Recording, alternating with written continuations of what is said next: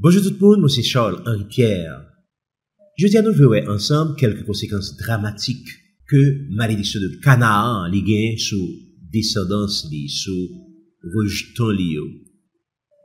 Nous devons déjà dans édition précédente et fait que malédiction ça que li te gagne sur les descendants des enfants de Juda, c'est-à-dire du royaume du sud. Nous t'ai parlé de l'éclatement du royaume de Juda, l'éclatement de Jérusalem, lorsque les troupes de Titus, lorsque les troupes de Vespasien étaient entrées dans le royaume ça, à partir de 65, 60, après Jésus-Christ, 66, 66, 67, et que il va finir éclater finalement avec Titus en 70, Jérusalem va le détruire, le temple va le détruire, et bien tout ça sont ces événements que la Bible prévoit, notamment dans Matthieu 24, et dans Luc 21, et puis plusieurs autres côtés encore. Donc, conséquence, ça, nous t'ai parlé déjà de eux-mêmes, et je dis à nos papas, le retourner sur eux. Évidemment, nous t'ai dit également que, non seulement que pays après éclater, peuple après le diriger vers le sud, et non pas vers le nord, genre que Jérémie 24 demandé là, et nous parlons de toutes conséquences dramatiques que ça t'a gagné, nous t'ai parlé de ça déjà, et nous pas retourner sur ça jeudi. C'est-à-dire, là, nous parlons de conséquences dramatiques, nous voulons dire que peuple là, il pral réduit en esclavage. Il pral gagner des îlots à travers toute l'Afrique, de l'Afrique centrale jusqu'à l'Afrique du Sud, à travers tout le continent africain, où pral gagner un paquet de communautés juives. Jusqu'à aujourd'hui, un paquet de communautés juives qui dans tout le continent africain. La totalité du continent africain. Mais ça qui était, c'est non plus, c'est ça qui était au niveau de l'Afrique centrale, parce que c'est là que vous avez joindre au niveau, on sait de communautés au niveau des populations du Congo, de la région du Congo, et au niveau de l'Afrique de l'Ouest, que parler finalement la côte des esclaves, mais c'est là-haut, justement, que vous allez puiser la masse de ceux qui râlaient en Amérique comme esclaves. Et nous te dit que, puis qu'on confond, quand on parle de l'esclavage, puis qu'on prend ça tant que quelques grains de monde que on prend comme ça, mettez sur des bâtons de grille ou voyez sur le continent américain. Non. Esclavage, ça est différent des autres esclavages en ceci que c'est toute une nation, c'est tout un pays, c'est toute une communauté qui pralait en esclavage. Et là, nous disons toute une nation, nous bien connaissons ça qu'on veut dire, parce que je des mondes de toutes conditions, des mondes de conditions supérieures, des mondes de conditions inférieures. Parmi les mondes de conditions supérieures qui parlaient ces deux mecs, nous allons citer le roi des Aradas, le fils du roi des Aradas, c'est-à-dire tout seul ouverture. Donc, il y a des mondes de hautes conditions qui pralaient en esclavage, et il y a des mondes de basses conditions également qui pralaient en esclavage. Tout ceci, c'est pour nous amener un petit peu sur ça qui fait l'objet de notre étude aujourd'hui. Je veux dire, nous parlons principalement sur les effets justement de cette malédiction, les effets de malédiction ça. Eh bien, pour nous capables de ça, nous allons consulter, nous allons qui ça la Bible dit dans ça, qui ça l'histoire dit dans ça, et qui preuve que nous jouons dans le monde moderne, dans le monde actuel, dans la culture aujourd'hui. Tout d'abord, dans la Bible, qui ça la Bible dit de conséquences que la malédiction de Canaan gagne sur les gens, les rejetons de Canaan, la descendance de Canaan. Quelles conséquences que gagne jeudi à ce ça? Eh bien, première conséquence que nous avons parlé, eh bien, c'est pour nous aller d'abord dans la Bible, là. Il y a ce qu'on appelle le témoignage de la Bible. Nous ne voulons pas que c'est c'est nous-mêmes qui disons, mais nous voulons tout d'abord que c'est la Bible qui prévoit ça, c'est la Bible qui ouelle, c'est la Bible qui dit. Et premier côté, nous parler dans la Bible, pour nous parler de conséquences ça, c'est dans Deutéronome 32. Deutéronome 32, verset 26 dit, je voudrais dire, je les emporterai d'un souffle, je ferai disparaître leur mémoire d'entre les hommes. Voilà. Nous pensons ça, l'Éternel dit, l'a fait disparaître la mémoire des Juifs d'entre les hommes. En d'autres termes, les hommes vont oublier que t'es existé un peuple qui est le peuple de Juda, le peuple de Canaan. Donc, mémoire, ça va le perdu d'entre les hommes. Le premier côté qui dit ça, c'est Deutéronome 32, 26. Deuxième côté que nous parlons joindre aux déclarations identiques de la Bible, c'est Psaume 83, verset 4, 5, quand il dit même barre à la tout. Tandis que ça, Psaume 83 dit, venez, disent-ils, exterminons-les du milieu des nations et qu'on ne se souvienne plus du nom d'Israël. Donc, un effort qui peut être fait au niveau des nations vainqueurs, pour occulter la mémoire d'Israël, pour faire oublier les affaires Israël là, les affaires Juda, pour faire oublier Barasaba, ça va exister même encore. Et c'est l'une des raisons pour lesquelles, quand on parle de l'histoire d'Haïti, on voit que l'histoire commence avec Christophe Colomb. Mais on t'a trouvé ça bizarre. C'est seul peuple que l'histoire commence avec la découverte du Nouveau Monde. C'est pas possible. Je dis, qui côté que ancêtre haïtien était, il était en Afrique et puis au final, bon. Non, c'est pas vrai du tout. Je veux dire, n'importe quel peuple d'Amérique du Nord, n'importe quel peuple d'Europe, il est capable de retracer origine par eux jusqu'avant le Moyen-Âge. Mais ou même, il va pas dire carrément que le commence avec Christophe Colomb. Ça, c'est une vaste. Donc, Psaume 83 dit même bagarre avec Deutéronome 32. Exterminons-les du milieu des nations et qu'on ne se souvienne plus du nom d'Israël. Ça, c'est Psaume 83. Isaïe 41, verset 10, son verset quand tout le monde connaît. C'est après réconforter Israël. Qui peur, il compte tout ça qui passe déjà, il compte tout ça qui arrive. Il dit, ne crée rien. Ça, c'est Israël de la fin des temps. Il dit, ne crée rien quand je suis avec toi. Ne promène pas des regards inquiets. Quand je suis ton Dieu, je te fortifie, je viens à ton secours. Je te soutiens de ma droite triomphante. Isaïe 41, verset 10. C'est à fortifier Juda. Vous savez, les gens que dans Deutéronome 33, Moïse tape lamenté sur la faiblesse de Juda. Ses mains sont faibles. Viens à son secours. Eh bien, dans Isaïe 41, verset 10, c'est à dire, ne crée rien quand je suis avec toi. Ça, c'est Juda de la fin des temps. Et puis, qu'est-ce que ça, Isaïe dit de Juda, justement, parce que Isaïe fait une différence entre Juda et Israël, entre les descendants du royaume du Nord et les descendants du royaume du Sud. En pile, le prophète, il fait distinction ça. Malheureusement, je veux dire, en pile monde, qui t'a fait comprendre que Israël, lui résumé au pays d'Israël, qui reformé, je dis, qui existait au niveau du Moyen-Orient. Donc, et du Proche-Orient, qui existait au niveau du Proche-Orient. Donc, en pile monde qui t'a fait comprendre quand on parle d'Israël, donc, il faut comprendre, il fait mention au pays d'Israël. Est-ce que c'est ça que la Bible dit? Non, c'est pas ça la Bible dit. La Bible fait distinction entre le royaume, les descendants du royaume du Nord et les descendants du royaume du Sud. Les descendants d'Éphraïm, des 10 tribus, et les descendants de Juda, des tribus du royaume du Sud. Regarde qui ça? Isaïe dit, dans Isaïe 50, verset 1er. Mais qui ça le dit? Ainsi parle l'Éternel. Où est la lettre de divorce par laquelle j'ai répudié votre mère? La parlé avec Juda, évidemment. J'ai répudié votre mère.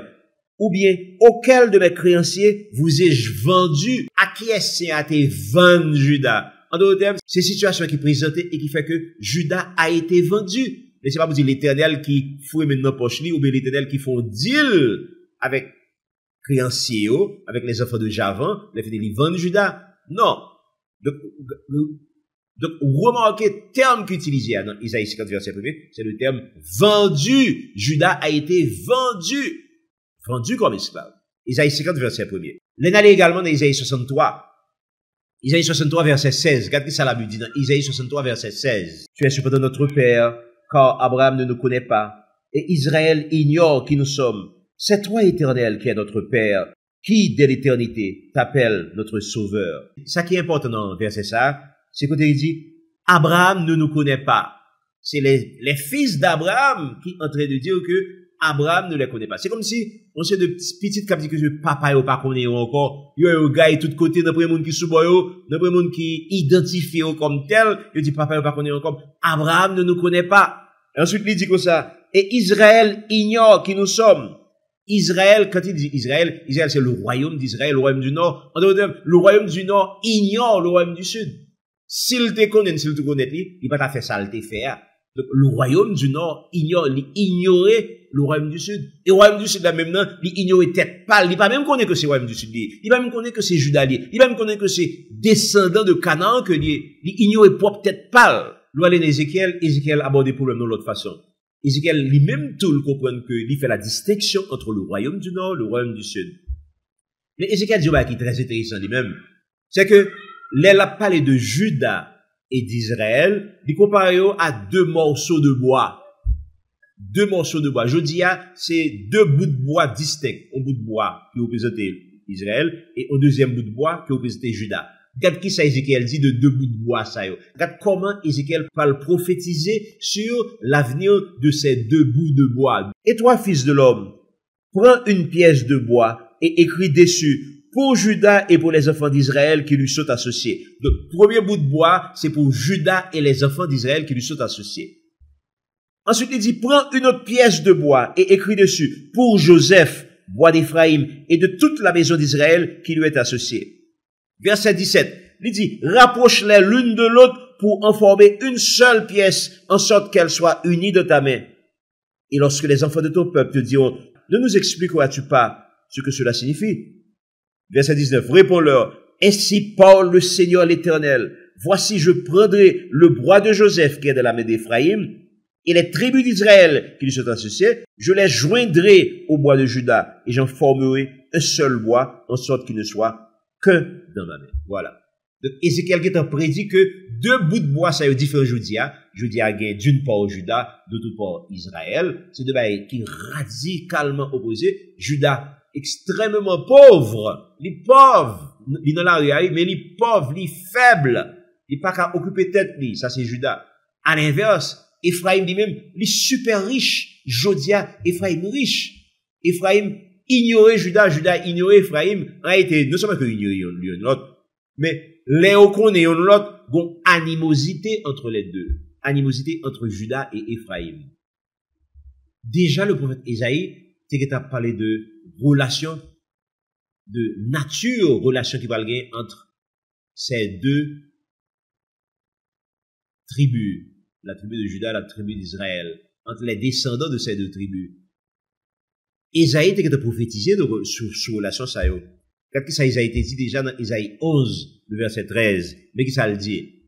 Il élèvera une bannière pour les nations. Il rassemblera les exilés d'Israël et il recueillera les dispersés de Juda, des quatre extrémités de la terre. Donc l'Éternel à ce retour, il pourra rassembler les exilés d'Israël. Il pourra recueillir les dispersés de Juda. Là encore, ouais, distinction, Israël, Juda.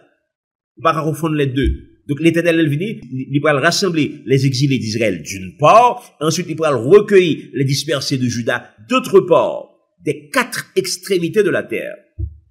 La jalousie d'Éphraïm disparaîtra et ses ennemis en Juda seront exterminés. Éphraïm a des ennemis en Juda. C'est ça fait que je dis, la caille Juda par exemple, il y a parlé de Khazar, il y a parlé de, comme si, il y a parlé de synagogue de Satan, il y a parlé de once de bagaille, qui montre hostilité que les descendants de Juda ont contre les descendants d'Éphraïm. Et de même, les descendants d'Éphraïm ont hostilité contre les descendants de Juda également. C'est hostilité ça qui fait que ils étaient asservis, ils étaient en esclavage. Donc, je dis, hostilité ça, ils préservaient toujours. Verset 13 a dit, Éphraïm ne sera plus jaloux de Juda, et Juda ne sera plus hostile à Éphraïm. Ils voleront sur l'épaule des Philistins à l'Occident. Ils pilleront ensemble les fils de l'Orient, Édom et Moab seront la proie de leurs mains, et les fils d'Amon leur seront assujettis. Donc, bon futur pour relation ça, pour la relation entre les descendants d'Israël et les descendants de Juda. C'est ça que nous jouons dans Ézéchiel 37, les versets 14-15. Maintenant, il y a l'autre auteur biblique, il y a l'autre prophète qui prophétisait sur les destinées de Jacob, les destinées d'Israël et Juda. On allait dans Osée 10. Osée 10, verset 11 dit comme ça. Ephraim est une génisse dressée et qui aime fouler le grain. Mais je m'approcherai de son beaucoup. J'attellerai Ephraim, Juda labourera, Jacob heurcera. C'est pas ce qui est intéressant. Il dit, j'attellerai Ephraim, Juda labourera, Jacob heurcera. Ça c'est Osée 10, verset 11. Que signifie j'attellerai Ephraim? Pas oublier, c'est l'Éternel qui parle. L'Éternel a parlé, il dit que l'a attelé Ephraim, ça veut dire que il considère Ephraim comme un cheval, ensuite il prépare normalement, ensuite il passe pied, c'est lui-même qui a conduit Ephraim. Maintenant, si c'est l'Éternel qui a conduit un peuple, est-ce que ça soit qui est négatif? Ça soit qui pas négatif du tout, ça sont bon bagaille que ça y est. Parce que n'oubliez pas que dans le contexte de l'Ancien Testament, attelé, quand on parle de cheval, le cheval c'est le symbole de la guerre. Ça signifie que le peuple d'Éphraïm, il parle d'un peuple qui est puissant. Il parle d'un peuple qui est puissant, qui parle grand pile succès du point de vue militaire. Et succès militaire est toujours accompagné de succès économique. Donc, ça est une idée de la richesse d'Éphraïm. Donc, c'est une raison qui fait que, quand on parle d'Éphraïm, Éphraïm sont depuis réellement riche. L'Éternel dit, j'attellerai Éphraïm. Donc, Éphraïm parle comme ça de succès, que c'est l'Éternel même qui d'elle, qui a assuré que le gain succès, ça y est. Pas dire que Éphraïm, c'est petit Joseph. Pas dire que Joseph était passé avec misère en Égypte. Pas dire que l'Éternel était serré quelques bénédictions spéciales pour le fait que Joseph était très bien comporté en Égypte. Joseph pas de venger sur ses frères. L'Éternel dit, j'attellerai Éphraïm. Donc, Joseph lui-même, en fait, il bénéficiait d'une bénédiction spéciale de l'Éternel. C'est l'Éternel même qui a conduit à la fin des temps. C'est ça fait que les Juifs aujourd'hui figurent parmi les peuples les plus riches de la planète. Donc, ça sont vérité de la palisse que ça y est, sont vérité que tout le monde connaît. Maintenant, texte là dit, j'attellerai Éphraïm, Judas labourera. Il n'est pas dit que accompagner Judas pendant que Judas va labourer. Il dit Judas labourera. Ça signifie que Judas va labourer pour contre lui. Où est l'Éternel dans Judas labourera? L'Éternel est absent. Maintenant, soit force d'activité que l'Éternel pas là, ou victime. Voilà. Eh bien, effectivement, Judas va labourer comme esclave. Judas va victime de ça qui va le passer là. Judas va victime. Judas labourera. Jacob sera, attention, quand on parle de Jacob, pas dire que Jacob c'est le père des 12 tribus d'Israël. C'est une façon de dire que quand on dit que les Osée 10, 11 dit que Jacob sera, RC c'est un verbe qui signifie que on utilise des machines agricoles pour préparer la terre, pour la production, bref. Eh bien, si on prépare la terre, on fait toutes sortes de travaux, et que l'Éternel pas là, eh bien là encore c'est une malédiction. Sauf que cette fois-ci, malédiction ça, la totalité d'Israël la donne. Qui information que ça apprend nous? L'information que ça apprend nous, c'est que Judas lui-même, il est toujours en bas malédiction. Mais Jacob, de des côtés, l'Éternel est avec Éphraïm, mais il n'est pas avec toute tribu au même genre.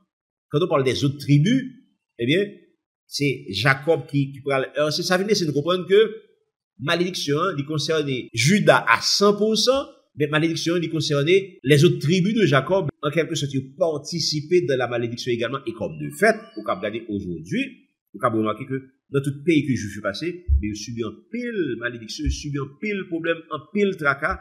Des fois, ils mettent en prison, des fois, ils expulsent de côté qu'ils habitaient, des fois, ils mettent au dehors. Des fois, ils font toutes sortes de choses. Ils dépouillent de ça qu'ils ont possédé. Ils n'ont pas jamais capable de stable dans le pays. Après un certain temps, ils sont obligés de quitter le pays parce qu'ils ont un paquet d'oppression qui tombe sur eux. Donc, ça montre que même ils sont victimes vraiment. Ça montre que les textes là disent que Jacob sera. Ça signifie que même, il a fait activité normale, il a fait activité de la vie ordinaire. Eh bien, ils sont victimes. Tant que tout le monde, ils sont victimes de l'autre.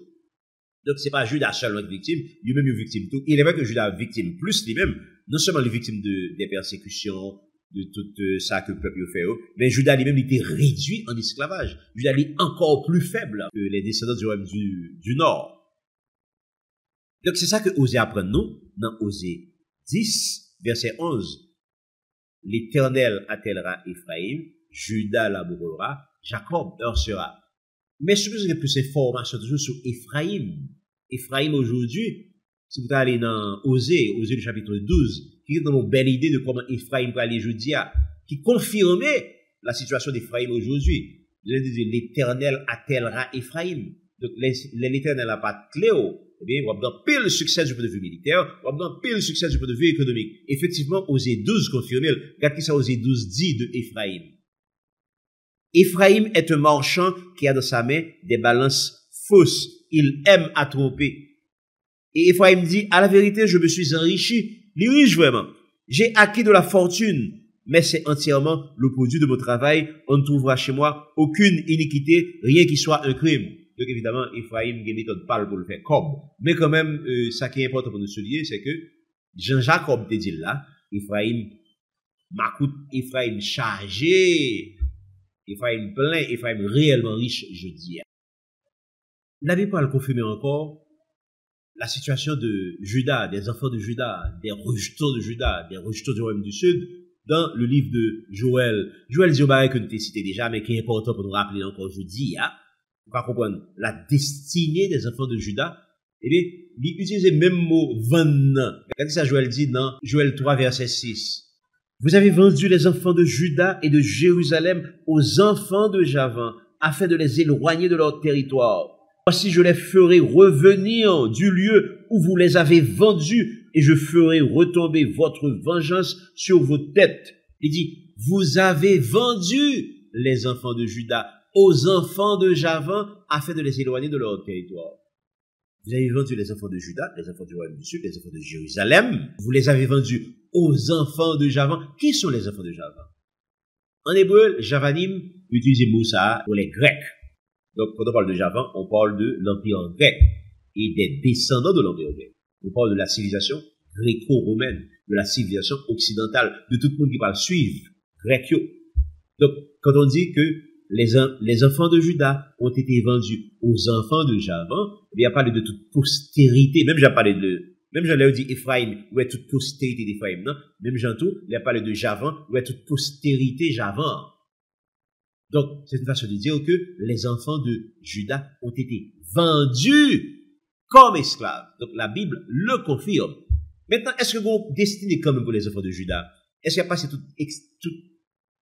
toute éternité dans cette condition d'esclave ou bien dans cette condition de anciens esclaves, ou condition qui pas fameuse du tout, qui n'a pas de problème? Est-ce qu'il y a passé toute vie comme ça? La Bible répond à une question ça dans le livre de Zacharie. Qu'est-ce que ça la Bible dit? Dans le livre de Zacharie, le chapitre 10, le verset 6. Je fortifierai la maison de Juda et je délivrerai la maison de Joseph.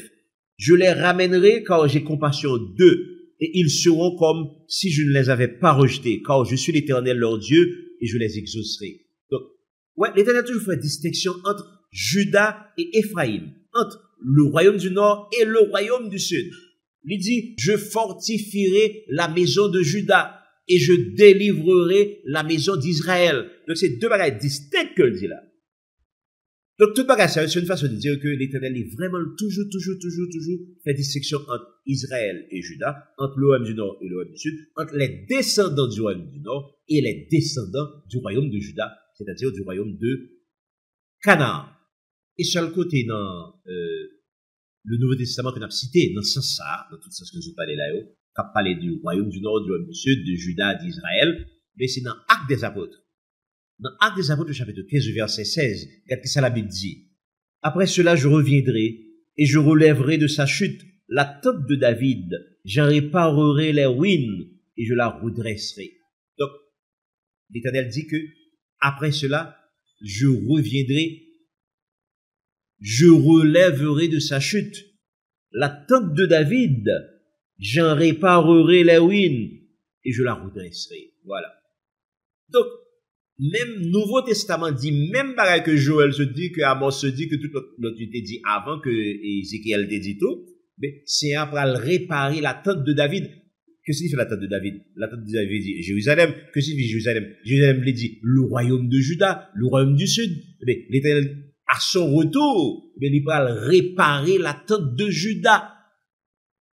Donc, nous pensons là que nous clairs, il a parlé de la destinée de Juda, il a parlé de problèmes que Juda gagne aujourd'hui, hein. Les problèmes, ce ne sont pas des problèmes qui sont éternels, et bien l'Éternel est pour ranger ça à ce retour.